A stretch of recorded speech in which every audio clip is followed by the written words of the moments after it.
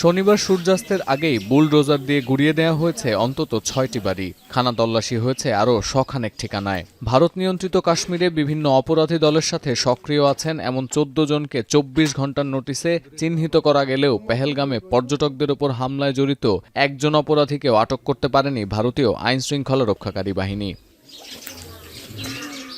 Bundle থাকলে প্রতি সেনমানিতে টাকা বাঁচবে।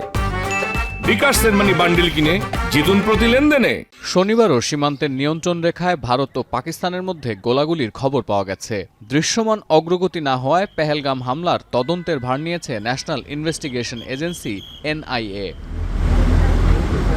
পেহেলগামে হামলার পর ভারতীয় গোয়েন্দা সংস্থা দাবি করে লস্কর-ই তৈয়বার শাখা দ্য রেজিস্ট্যান্ট ফোর্স TRF এই হামলার দায় স্বীকার করেছে, যদিও আন্তর্জাতিক কোনো গণমাধ্যম এর সত্যতা যাচাই করতে পারেনি। এরপর এই হামলার পরোক্ষ বা প্রত্যক্ষ মদতদাতা হিসেবে পাকিস্তানকে দায়ী করে ভারত, দুদেশের বৈরিতা গড়ায় সামরিক মহড়া পর্যন্ত।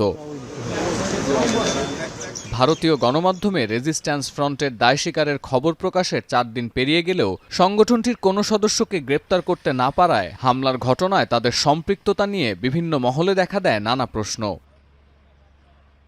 এরই মধ্যে এবার ভারতীয় গোয়েন্দা সংস্থার বিরুদ্ধে ভুয়া সংবাদ ছড়ানোর দাবি তুলে পেহেলগাম হামলার দায় অস্বীকার করেছে দ্য রেজিস্ট্যান্স ফ্রন্ট। সংগঠনটির একটি বিবৃতির ছবি দিয়ে এমনটাই জানাচ্ছে প্রথম সারির ভারতীয় গণমাধ্যম। যদিও দায় স্বীকার কিংবা অস্বীকার কোনোটির পক্ষেই এখনো পর্যন্ত শক্ত কোনো প্রমাণ দাঁড় করাতে পারেনি ভারতীয় গোয়েন্দারা। চলমান এই উত্তেজনার মধ্যে সিন্ধু থেকে সিমলা একের পর এক চুক্তিভঙ্গের হুঙ্কার দিচ্ছে নয়াদিল্লি ও ইসলামাবাদ। ঠিক এমন প্রেক্ষাপটে নীরবতা ভেঙে মোদী সরকারকে কড়া বার্তা দিয়েছেন পাকিস্তানের প্রধানমন্ত্রী শেহবাজ শরীফ। বলেছেন, সিন্ধুর পানি আটকে রাখা হলে সর্বোচ্চ শক্তি দিয়ে ভারতকে পাল্টা আঘাত করতে প্রস্তুত পাকিস্তানও। Any attempt to stop, reduce or divert the flow of water belonging to Pakistan under the Indus Waters Treaty would be responded to with full force and might. Shehbaz শরীফ আরও অভিযোগ করেন, ভারতে কোনো সন্ত্রাসী হামলা হলে তার দায় পাকিস্তানের ওপর চাপিয়ে দেওয়া হয়। আন্তর্জাতিক গণমাধ্যমেও দাবি করা হচ্ছে, পেহেলগামে হামলার পরে ভারতীয় গোয়েন্দা সংস্থার উদাসীনতা তেমনভাবে আলোচনায় আসেনি। তাই রেজিস্ট্যান্স ফ্রন্ট হামলার দায় অস্বীকারের পরপরই নয়াদিল্লিকে আবারও এই ঘটনার সুষ্ঠু তদন্তের আহ্বান জানিয়েছে Islamabad. In light of the recent incident, Pakistan officially demands a transparent and impartial investigation to check the facts surrounding the Indian attack.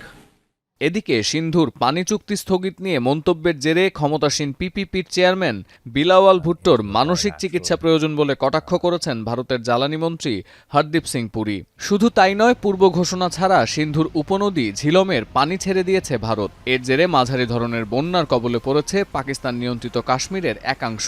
পরিস্থিতি বিবেচনায় বাসিন্দাদের সতর্ক থাকার নির্দেশ দিয়েছে মুজাফফরবাদ প্রশাসন।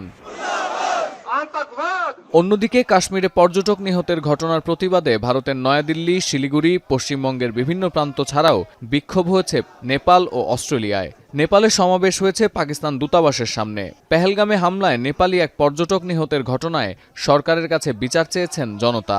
সমাবেশ ও সংহতি সভা অনুষ্ঠিত হয়েছে অস্ট্রেলিয়ার মেলবোর্নে। সতীর্থ কর্মকার, এখন বিশ্ব।